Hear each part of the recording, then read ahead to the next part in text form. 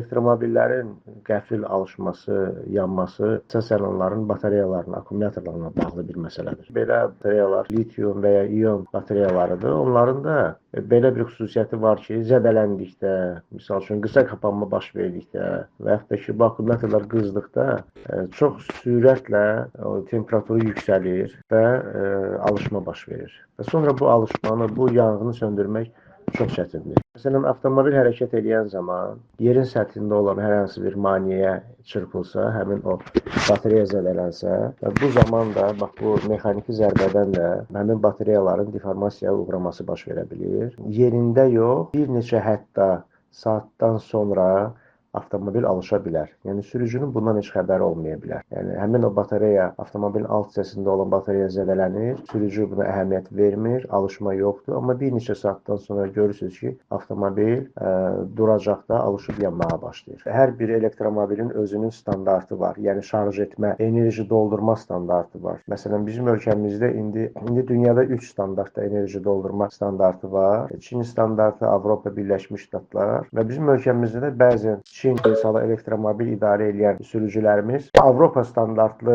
deməli enerji doldurma məntəqəsində avtomobili şarj etmək istəyirlər. Bu da böyük bir risk. Həmin an avtomobilin özü də alışa bilər.